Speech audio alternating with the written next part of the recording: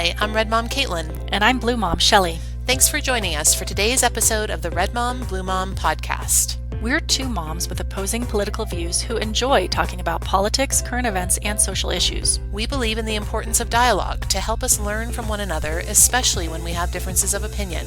Our goal isn't necessarily to agree, but where we disagree, to keep talking. We hope we inspire you to have real conversations on important issues with people with whom you disagree, and we hope our legislators are doing the same. Let's get started.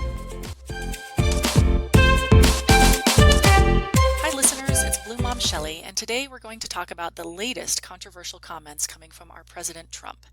Last week, the president tweeted something that has been widely controversial since.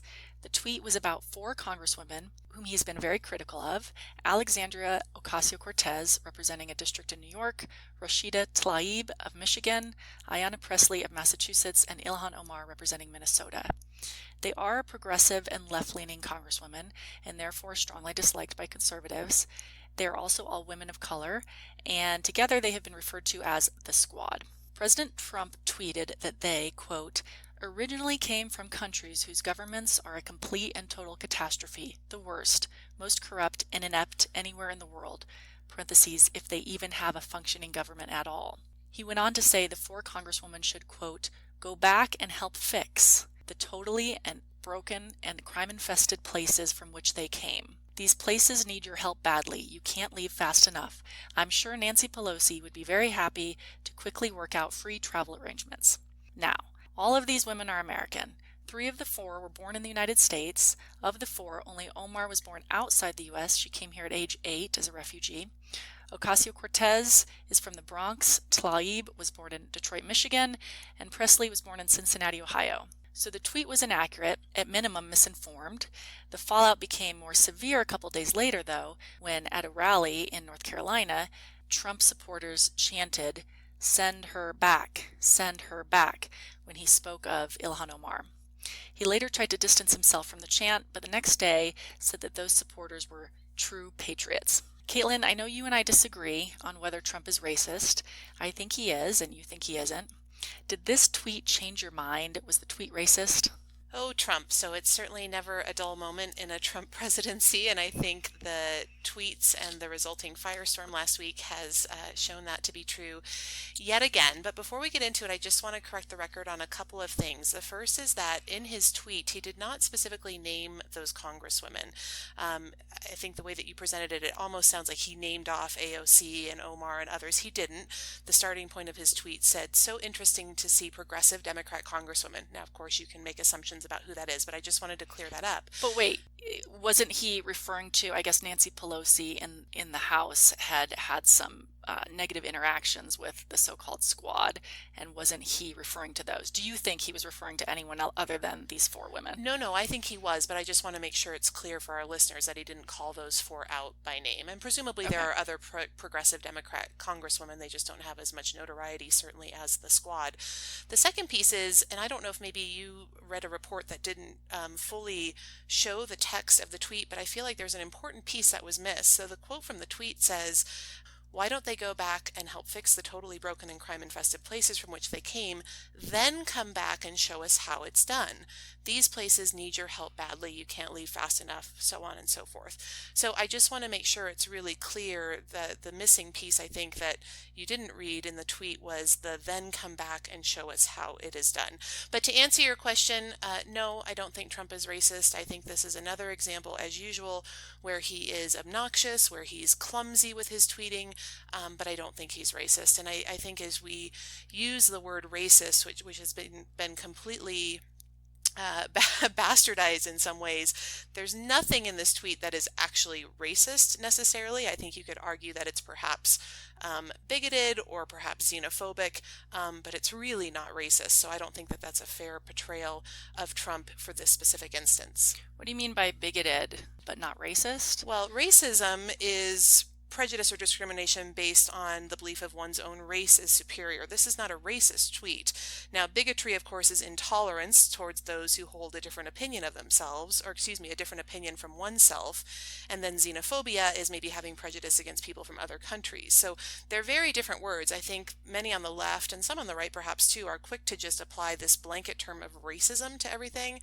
But there's nothing in that tweet that says or indicates to me that Trump thinks that his race is superior than the races of those congresswomen. Do you interpret it differently? The opposite. I interpret it that statement could only apply to people of color. Would President Trump say that to a white person? Well, again, he didn't call out those 4 women. He just said progressive Democratic Congresswomen, of which there are many of No, all but you colors. know he was referring to the squad, right? I think so. That's certainly how it's evolved, and he was very successful in getting them to respond. But how do you understand the term racism? I guess if you just look at his tweet for the words that are written, right. Well, no, where are you seeing it's racist? You certainly, to be racist, you don't have to say Black people are bad. You don't have to use the race of the person in your sentence, right? Would you agree that there are lots of racist things that happen or that people do where the name of the race or a reference to the race is not in the sentence? But for me, the way I figure it out is you just say to yourself, would he say that to a white person? I mean, the president is himself a second-generation immigrant. 2 of the women that he's married are immigrants. The only difference between them and the 4 congresswomen is skin color. Several people have opined that Trump equates being American with being white because, how is it he's saying go back to where you came from to Americans? He wouldn't say that to Joe Biden, right? Or to someone else that he disagreed with who was white, right? The only way that he's able to say that is because they're people of color. The words are important here, and again, I think this idea of racism and what constitutes racism rather has become so overinflated. I mean, there are 3 races, right, that anthropologists recognize. There's Caucasian, there's Mongoloid, there's Negroid. So I guess I struggle with this kind of the left jump down the path of racism. I just think that word has meaning, that word matters in the way it's defined. Just because you are Hispanic, as an example, and I am Caucasian or white doesn't mean that we're not in the same race. I guess that's the piece that I'm getting caught up on. Sure, but Trump, hasn't he expressed that he views people of color differently than he views himself? How so? I don't know what you mean by that. I think he's got a history of being racist. His dad was arrested after attending a KKK rally in the Queens. Going back years and years, the Justice Department had filed a racial bias lawsuit against him. Against Trump or his dad? Against his company, the Trump Organization, for mistreating Black applicants and tenants, giving them different rental terms and conditions, telling African Americans that apartments weren't available when they were. It was one of the largest lawsuits of its kind at the time. His former employees have reported that his casinos would remove African American dealers if a white person so requested, or if Trump entered the casino. After the Central Park Five, which is a group of young Black men who were convicted of rape in New York City, their convictions were overturned in 2002 after they had spent years in prison. DNA evidence showed they didn't commit the crime, but Trump still continued to say, and I believe still says today, that he thinks the men are guilty. His lawyer, Cohen, testified under oath that together in a car when they were driving through a Chicago neighborhood, Trump said only Blacks would live like this. He's called Black countries shithole countries. He's asked for immigrants. Why can't we have immigrants from Norway? He uses terms like the Blacks, the Muslims, the Hispanics, which I think connotes racism. He was a founder of the Obama birtherism movement. Remember when he insulted a Mr. Khan whose son was killed serving in the U.S. military? A lot of people believe the Muslim ban is racist, xenophobic. He has allowed Blacks and Hispanics to be mistreated at his rallies. I have expressed my concern that he stokes this fear of immigrants. They're going to take over our country. Mexicans are rapists, bad hombres. I'm sure you remember when he accused an American federal judge who's an American citizen of Mexican descent of being incapable of being fair to Trump's case because of his ethnicity. after the Charlottesville rally with white supremacists. He said they were fine people on both sides. And he's even, he accused in these tweets, Representative Omar of being anti-Semitic. Just recently, he was at an event with a Jewish audience, and he said, quote, "I'm a negotiator like you folks," which is invoking a stereotypical statement with respect to Jewish people. I mean, he has a long history of these type of actions and saying these type of things. This tweet, in my opinion, was just oh, well, now nobody can deny it. This was, one of the worst things he's ever said. Why would he need to use words connoting race to express racism? How isn't it racist that he says to Americans, 4 Americans, go back to the countries from which you came, when he couldn't and wouldn't and never has said that about a white person? Well, you've put a lot out there. So that litany of what you perceive to be racial grievances that Trump has done, some of those things I haven't even heard of before. Obviously, I'm not prepared to talk about all those. I do just want to highlight, though, I guess my point is I'd like to see the source on those and kind of read the full context. I did want to mention on Charlottesville, though, because I think that Charlottesville example where he said, quote unquote, there are good people on both sides, that has been completely misrepresented. If you actually read the transcript, and I'll post this on redmombluemom.com, you can find it on LA Times website and others.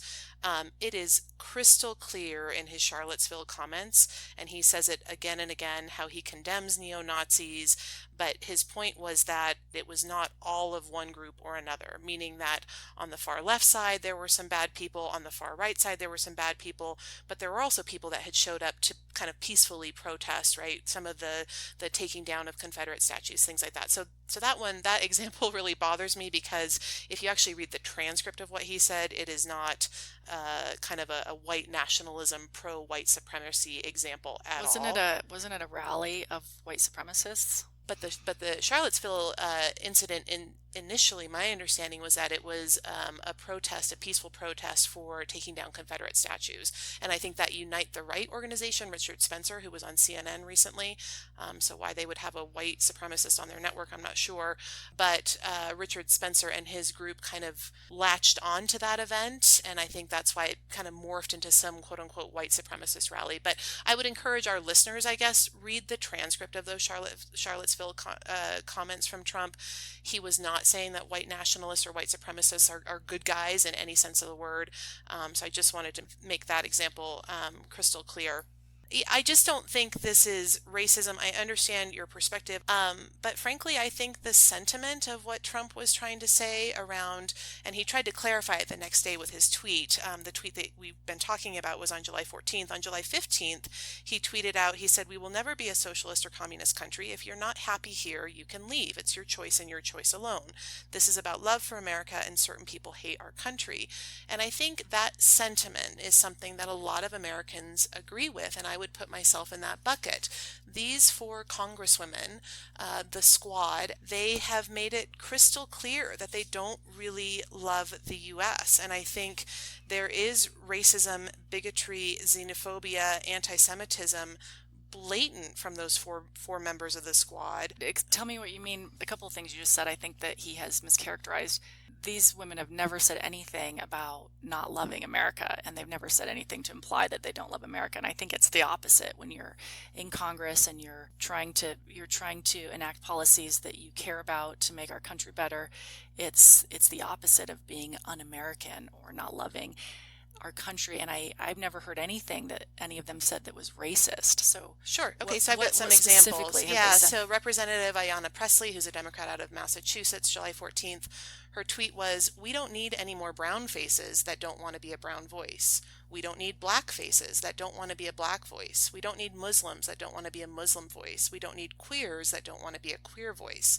Now, I'm not exactly sure what that means, but it certainly seems that she's saying if you are brown-skinned or black-skinned or LGBTQ or Muslim, we don't want you as part of the conversation unless you think the right way unless you kind of fall in line with everybody else. That is inherently racist. So that to me is a very racist, very discouraging comment for kind of a political party that talks about inclusivity rather, and acceptance and diversity.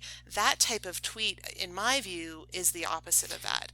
Don't you think she just meant, she's referring, I believe, to the more centrist Democrats with whom the disagreement began with Nancy Pelosi and what had gone on? I don't know. When you say So we she's don't need any saying- more brown faces that don't want to be a brown voice. I think what she's saying, I think she was referencing the Black Caucus, that they hadn't been supportive of the progressive policies that she thinks are important for African Americans. So she's saying you haven't supported African Americans Right. enough. But and she's so on saying and so if you're African American, you have to think a certain way in order to be represent your race, so to speak. That's completely racist and inappropriate in my view. So that's an example from Pressley. Omar, her anti-Semitism has been proven time and again. She has said things about Israel has, quote, hypnotized the world, that Israel is doing evil, talking about Jewish lawmakers have an allegiance to a foreign country. You probably saw fairly recently within the last couple of weeks, she said September 11th was, quote, some people did something. And then just a couple of days ago, she was proposing new BDS legislation, which has been widely denounced by Democrats and Republicans as anti-Semitic. Rashida Tlaib, in a Yahoo News interview, she said she, quote, gets a calming feeling when she thinks about the Holocaust. She praised Arabs for working with Nazis to kill Jews. AOC has defended Omar on all of her comments. She's also talked about how we should not be showing pictures or video of 9/11 because it's, quote unquote, triggering. And not a single one of those women has denounced the violence from the left. And what I mean is the Antifa violence in Portland a couple weeks ago, where that journalist Andy Ngo was beat up, had to go to the hospital with a brain bleed, like a very serious injury. Nor have they denounced the Antifa violence against the ICE detention center that happened in Washington State just a couple days ago.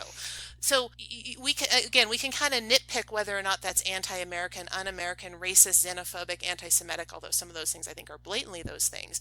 But do you understand how there are many people in the U.S. who look at the Squad, as they're known, who read those comments and think, that's not really representative of the America that I want to be. That's not representative of the America that I envision for my children. I think that you just picked a couple quotes that were in some cases 2, 3, 4 words long, and I think they're completely taken out of context. I would like to see the rest of the actual quote. For example, I don't think any of these congresswomen have downplayed 9/11. The quote that you picked was taken out of context. I think even Omar, there was one comment she made that she sincerely apologized for, to the extent that it was interpreted as anti-Semitic, but her main point in making those comments was that she thought that the U.S. government was doing too much for Israel. She's a supporter of the Palestinian state. She thinks there's violence committed by Israelis against Palestinians, and that the United States should not be supporting that.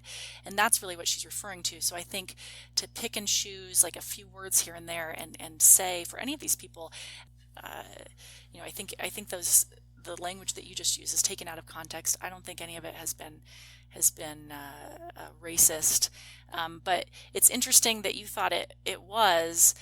Some of the stuff that you just said reminded me of, I know conservatives have complained over the years about identity politics, and maybe you can explain what you think that is. What does that mean to you? Well, it's exactly what you started our conversation with. You read Trump's tweet and immediately honed in on the fact that these are 4 quote unquote women of color, when those 4 women were not explicitly called out in that tweet, that their race certainly was not mentioned. So that's a great example right there. Isn't it just the opposite though? When Trump said that, go back to your own countries, isn't he playing identity politics instead of talking about the policies of these 4 women? Again, I know he disagrees with them. Pressley has called for his impeachment. He doesn't like Omar. Conservatives seriously hate AOC. We've had an episode on that. Why isn't he complaining about their policies and instead of saying, go back to your countries, would he say that to a white person? Isn't Trump playing identity politics with these four women? I understand what you're saying. I honestly, sincerely don't think it has anything to do with their race. I think it is more of a sentiment in response to what many, including me, consider comments like the ones I just read. And I hear you. You want to read the full context. That's great. I wanted to do the same with the list of, racial offenses that you listed from Trump. So no issues there. But I think that sentiment of basically, if you don't like America, if you don't like what it stands for, and we may disagree on how patriotic those women are and if they truly love this country or not, but I think Trump's sentiment was, and this is why I think it hasn't been as critiqued by many on the right, is basically, if you don't like it here, leave, go somewhere else, But how is that? I mean, how is that okay here to say that? He's saying it because these women presumably have come from families that might have been immigrants, right? All of them. That's why he's able to say, go back to the countries from which you came. He couldn't say that about a white person, right? I mean, this idea that if you're criticizing, me, if you're criticizing policies, that you're somehow speaking badly about our country. That's not true. None of them have said anything badly about our country. He ran on a campaign about complaining about the state of our country and the state of the country under Obama and saying we need to make it great again, make America great again. But those are policy issues, right? So if you turn it around, wouldn't that apply to him? I mean, when he ran on this idea that, he had these criticisms of what was going on in our government, that doesn't mean hates our country. I mean, saying make America great again doesn't mean that. You and I don't say that to each other when we're talking about, you might be disappointed that a majority of the states have laws that allow abortion to take place. I'm disappointed in our lack of gun laws in this country. And we have these conversations, and neither one of us would ever say to each other, go back to where you came from. If you don't like America, go back to where you came from. That's in of itself, even despite the racism in that statement, to say that if you are in Congress and critical of certain policies, that you should leave America, that's an awful thing to say. It honestly doesn't bother me that much. And I understand what you're saying. Again, I thought it was obnoxious for him to say it, although I think politically, and we'll talk about this here in a minute, I think the response from the squad and the response from Democrats has been very interesting, and I don't think it positions them well as we go into 2020. Let's hold that for just a second. But how could he say that to a white person?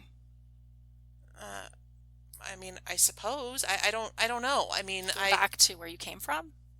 Sure. I mean, how you could say is that? I mean, would he ever, say to a person of European descent, like me and you, or like I say, Joe Biden or someone like that, go back to where you came from? No. Yeah, probably not. And again, how does that not make it racist in of itself? I understand what you're saying, but I don't think that is inherently racist. Telling someone to go back to, quote, where they came from is not discriminatory. It's not prejudice. It's, and that's the core of what racism is. So you may not like that, but it's not inherently discriminating. It is inherently discriminating. That's why people of color have come out in various opinion, pieces since then saying, oh, well, I'm Chinese American. I was born here. And when I was little, someone said, go back to where you came from. And that was extremely hurtful and racist. That's racist. It was said to that child based on the color of their skin or the way they look ethnicity wise. That term, go back to where you came from, can only be used and is only used in a racist context. Yeah, I just think the sentiment is still, and you don't like this, but the sentiment is still one that I agree with, meaning to someone like me, and you and I clearly disagree on this, I think you would be hard pressed to find many people who think that Ilhan Omar loves America. I just think she has demonstrated time and time again that she has a lot of disdain for this country, policy-wise or otherwise. Why do you think that? Because of Isn't she in Congress trying to enact reforms that she thinks are better for this country? How does that make her un-American or seem to be hateful? I didn't say she was un-American. I don't perceive her as loving this country. Why? because of some of the examples that I already said. And I think the same is true for someone like Ayanna Pressley, someone like Rashida Tlaib and AOC. They speak so negatively. Everything about America is wrong. Everything needs to be fixed. Everything is racism and victimhood. And I appreciate that they want to try to push those things. Well, that's exactly what Trump didn't run on victimhood and racism. No, he ran on what you just said. Things need to be improved, Correct, but he said it in the spirit of America's the greatest country on earth, and I don't truly believe... All four of them have said that numerous times. They've said numerous times how much they love America. Perhaps I have a hard time believing it. I really do. And I think that coming out of Trump, that disbelief that they love America is of itself an indicator that he's driven by racism. Yeah. I want to push you more on, if you can't turn around and say that statement to a white person, if he doesn't say that to white people, then how is it not racist? I don't always assume racism is the intention. And I think through our conversations on different issues, I think sometimes that's kind of your first stop, and it's just not my first stop. I just don't assume racism is the intention there. I did want to ask you this, though. There is a poll that just came out. There are two interesting polls that were released in the last week as of the date of this recording, so basically July. The first is a poll from Rasmussen. I wanted to know what you thought about this statement, Shelley. The Rasmussen poll showed that 32% of Democrats say it's racist for any white politician to criticize the political views of a politician of color. What do you think about that? I do not think that it's racist to criticize the views of another. I think that's in fact what Trump was just doing. He's unhappy with the policies of these women, and so he's calling them racist and un-American. And then furthermore, 80% of Democrats, this is the same Rasmussen poll, believe the president is racist. Obviously, you agree with that. 85% of Republicans think the racism charges by his opponents are politically motivated. I agree with that. And then it talks about, most importantly, non-affiliated or independent voters are basically evenly divided on that question. But I'm glad to hear that you agree, and I knew you would, that it's not racist to criticize a political view of the politician of color.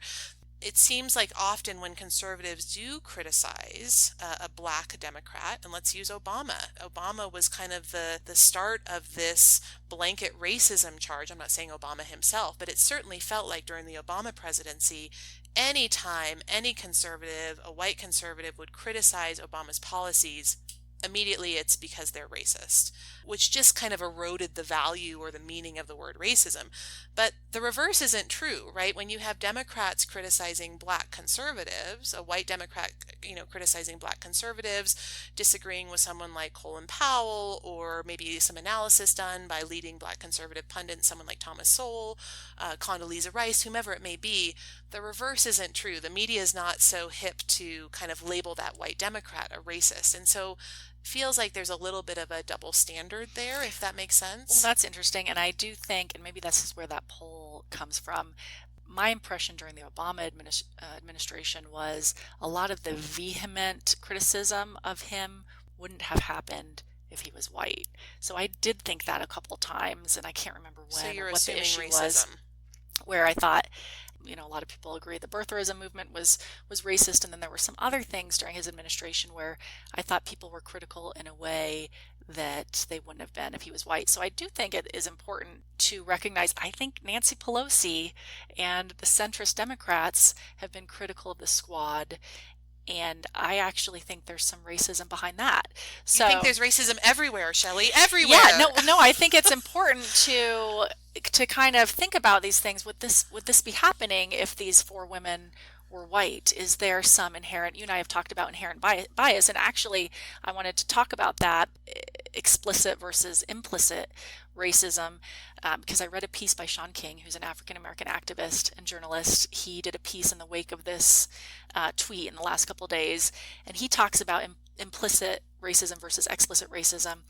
He says, the difference between implicit bias and explicit bias, corporations around the country, as you know, have been doing training on implicit bias. The theory is that otherwise well-meaning employees can accidentally be racist, sexist, homophobic, transphobic, xenophobic in a way they might not even really realize that they are being. It's the notion that people unknowingly or unconsciously discriminate against others. You and I talked about this when we talked about the Phoenix Barbie doll incident. When I see it, I'm thinking, would a white family have been treated like that by the police? Now, with explicit bias, what that is that's bias that actually violates the law, is saying something, being racist on your job. You would lose your job if that were the case. In fact, he says that on Trump's website, the EEOC, the Equal Employment Opportunity Commission, defines potentially unlawful conduct to include, quote, insults, taunting, ethnic epithets, such as making fun of a person's foreign accent, or comments like, quote, go back to where you came from, whether made by supervisors or coworkers, to be an example of unlawful conduct that should not be taking place in the workplace. That's explicit bias, even according to, the code that was on Trump's EEOC website. I actually think that it's important to tune into implicit biases. And, we talked about this with Phoenix Barbie doll. Now we're talking about it with respect to the Obama administration, whether Nancy Pelosi, has dealt with these congresswomen in a racist way. I think it's really important to think about that and acknowledge it. Yes, that doesn't mean that I'm crying racism all over the place. I'm saying, as a society, we need to tune into that in order to diminish racism. We need to be aware of it and acknowledge it. But Trump's tweet is an example of explicit racism because he says this, go back to your country, especially when he's saying it to Americans. Both are a problem and need to be recognized, and that Trump's tweet is so explicit that, he'd be fired for it, I think, in the private workplace. Well, I think we'll agree to disagree on the larger question of if Trump's a racist, and then this specific example of this tweet, if it's racist by Trump. I understand what you're saying about trying to understand implicit and explicit biases, acknowledging racism, but I also just don't jump to that racist card in any situation. And so it feels like sometimes some on the left do that. Automatically, it's racist. Whatever it is, it's racist. The motivation, the intention was racism. I just don't think most people are that way.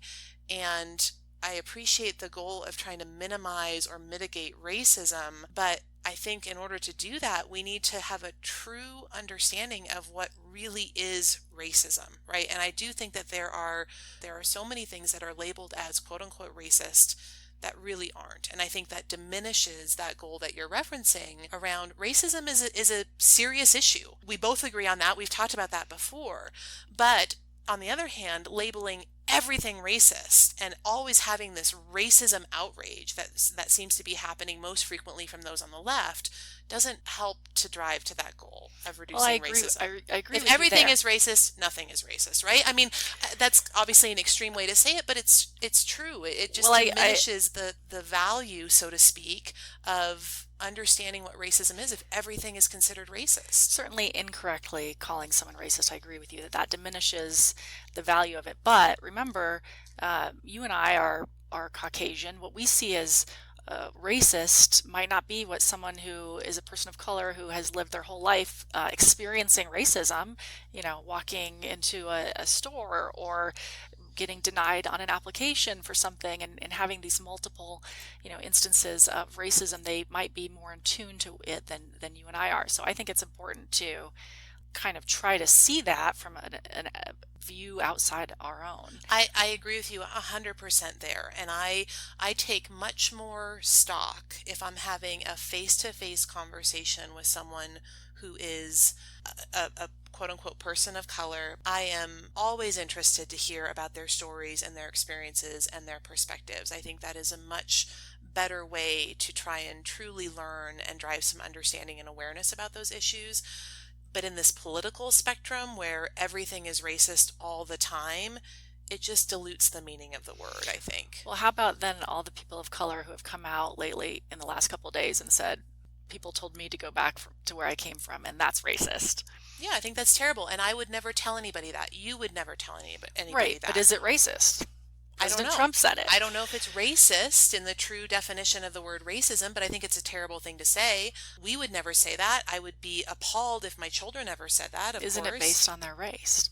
don't think so. I honestly don't But it think doesn't it is. happen to white people. I mean, we're just going to have to agree to disagree on that piece. How about the chant? Did that bother you? The chant, send her back. It's pretty much quoting what Trump had said this time with respect to Omar in particular, send her back, send her back.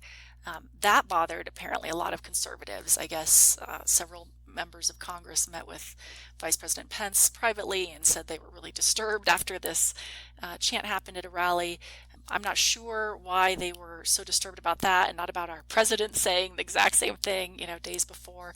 But is there anything about that chant that you found more disturbing than, what the president said? No, the chants don't bother me. Just like when during the 2016 campaign, there were chants about lock her up, about Hillary Clinton. And ultimately, let's kind of pivot into what this all means, if anything, for the 2020 election. I mean, ultimately, this outrage about Trump's tweets was utterly predictable, right? But really, it most matters in terms of influencing swing voters. What I mean by that is Republicans like me, I'm still going to vote for Trump. Democrats are going to vote for their candidate.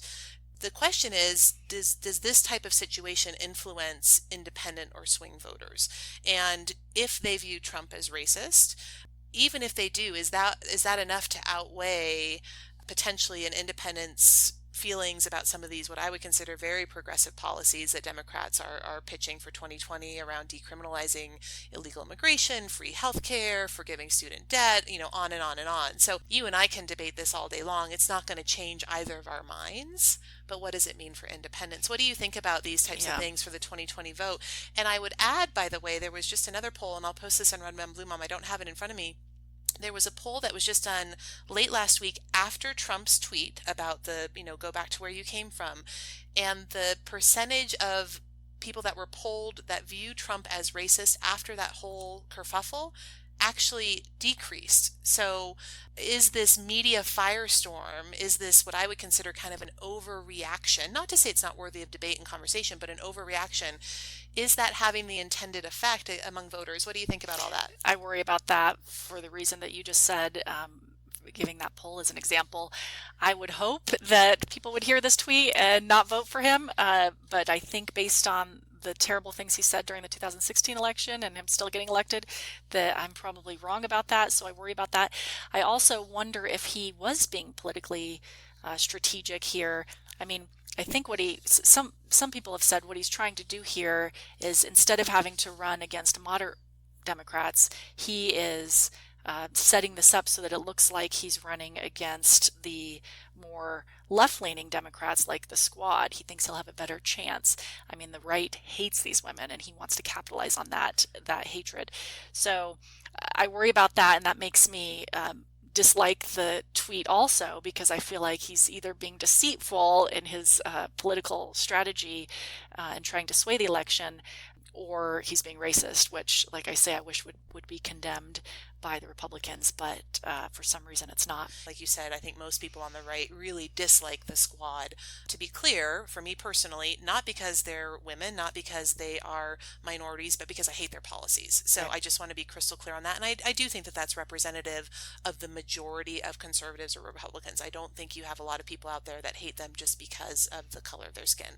But again, it doesn't matter what the right thinks. We're going to vote for Trump most likely anyway. Right. The question is independence. Does the Squad emerging as kind of the face, so to speak, of the Democratic Party, is that good news or bad news with independence? And I just wanted to add one more thing, because there's been some polling data that came out on that as well just in the last week or so, from Axios. We will post this on Red Mom Blue Mom. Basically, this poll was taken in May, included 1,000 likely general election voters who are white and have 2 years or less of college education. Now, that white, non-college educated voter was critical for Trump's election in 2016.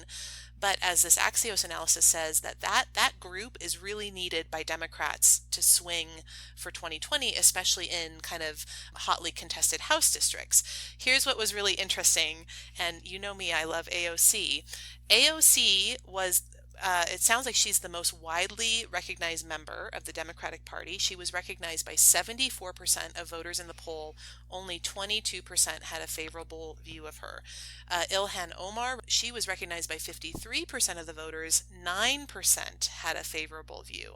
So this idea of the squad, and not just because they're the squad and some of their progressive ideas, but also because at least AOC and I think some of the others identify themselves as socialists. Socialism is not perceived very positively by voters, I think, across the country, probably even among moderate Democrats, certainly not among independents, and obviously not Republicans. So between kind of these progressive policies and their name recognition, are they becoming the face of the Democrats, and is that going to hurt Democrats in 2020? I hope it is. Like I say, I think that's one of Trump's strategies here. He's trying to take these more progressive congresswomen and sort of label them and make some of them have very reasonable progressive policies, but to label them socialist and extremist and far left, it turns that, as you mentioned, very important uneducated white voters vote. And maybe not uneducated, but lower educated. Without college education. Yes. And that's actually I find one of the ugly things about this. I think besides being politically strategic here, what he's doing in his strategy is dividing the country. He's playing identity politics. Like I say, he's, us versus them, and he's using people of color to do it. And that's one of the ugliest things about this, in my view, because what he's doing is he's stoking this potentially, even if it's implicit and unintentional, racist sentiment in some of these voters and pulling them closer to him as a result. I think that's what he did in 2016. I think that's what he's doing now. I think it's particularly ugly, brings out one of the worst things in our country, racism, and I think it's terrible. Well, I disagree, and I'm not saying you just said this, but I think there's often a perspective or a perception that the majority of Trump's voters are ignoramuses, racist. Obviously speaking for myself, I don't fit into that category.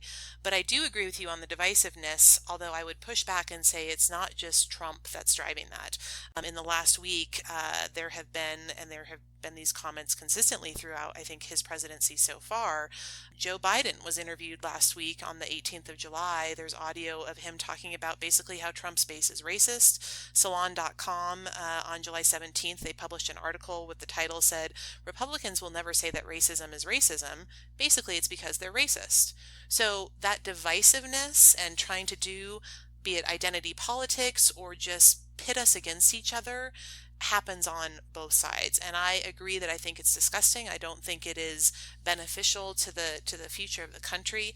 And I think as we get into this 2020 election season, it's only going to get worse. Yeah, I mean, that was the subject of some of the memes that we learned were coming from Russia and different places to influence the last election, to get people worked up about race. And it's very ugly, and I wish that wasn't part of the political strategy of either party. Yeah, but I do think it's interesting, and maybe you would prove me wrong if we had some time to do some more research. I'm kind of saying this off the cuff. But as I mentioned before, it seems like it is often or usually the left that is the first one to accuse racism. You don't typically have that on the right. Now, you may think that that's because some of these folks on the right are racist and they don't recognize it in themselves. But I think there's another point of view that says truly folks on the right are less likely to assume racism as the cause, as the intention, than those on the left. And I don't know, what that means ultimately, but it just seems like this idea of what is racist, what is not, number one, is being decided by people on the left. But number two, it's always the left that introduces that into the conversation. I'm speaking in generalities right now.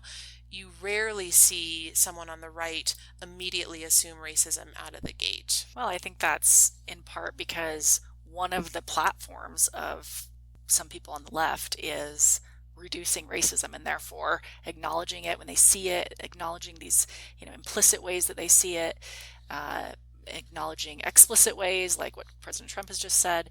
So I think it's this political making that important in a political sense. In other words, making that one of the more important agenda items, which is, reduce racism, I think that can be done in part by acknowledging it. With President Trump's tweet, if we can turn around and say it can't, wouldn't be said to a white person, then it's racist. Well, I think this idea of the left kind of capitalizes on racism, perhaps with the intent, as you've mentioned, around trying to reduce racism in society, which in and of itself is a noble goal. I don't know that that's always their intent, but I did just want to read, as we wrap up here, something for us to think about and maybe for our listeners to think about, was this whole idea around Trump's tweets and then the squad's response, and then obviously all the back and forth that's been happening over the last couple days.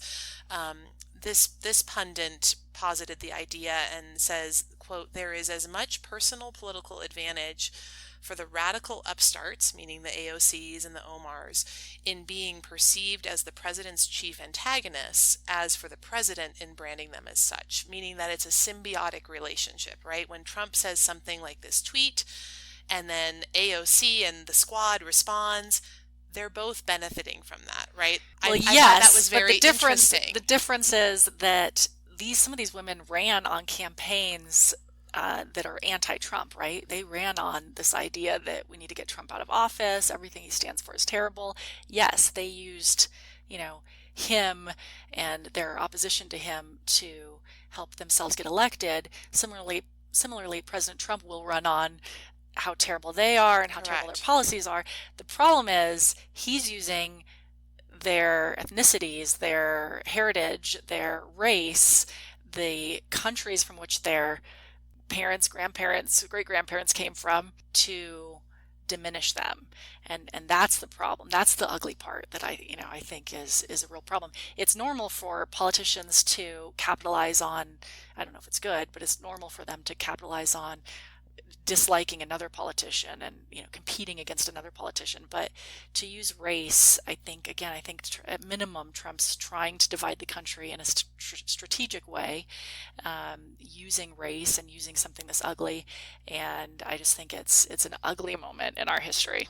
Well, we will agree to disagree on whether or not Trump's a racist and if in fact that's his goal. Ultimately, again, sitting here today, neither of our minds are changed. You're not going to vote for Trump. I'm not going to vote for whoever the Democratic candidate is. So the question is the independent voters. And I will be very interested, given the political climate that's happening right now, given the divisiveness, given the dramatic, theatrical, political environment that we live in, where everything is an outrage all the time, constantly. I mean, it is exhausting to try and keep up with all of this, as you know, and try to stay informed without completely losing your mind. Ultimately, what will independent voters do in future elections? I think that's the big question. And will the young people come out and vote? In which case, I don't think that the squad would be seen as so far left or so far so extreme. That's a whole separate conversation around where is the future of the country based on very progressive socialist type programs that I know many young people, when you see them interviewed about some of these ideas that AOC in particular, who's become kind of the face, I think, of that new incoming generation. Man, oh man, that is a scary future, in my opinion, to think about if that's the direction that the country's going. Or maybe it's not, and maybe we should do an episode on why it is young people support some of the policies that the squad supports. Well, in my opinion, I'm old and curmudgeon-y now, but I think it's because they don't have the life's experience to know better.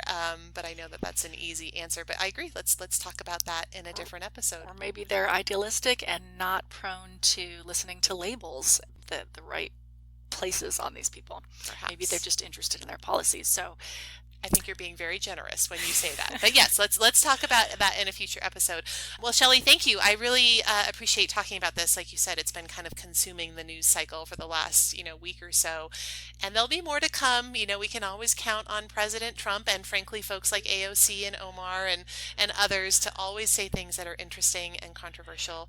I have no doubt we'll have more to talk about. It's always fun. I think it's always interesting to learn from each other. When you first suggested doing this topic a couple days ago, I thought, is Trump racist? Well, that's going to be a 1-minute episode because of course he is. So it's always interesting for me to hear your views, and we always surprise each other. Yeah, I always appreciate learning from your perspective, even when we disagree. I appreciate the opportunity to talk. So appreciate you listening, and as always, we will talk to you soon. Thanks, listeners.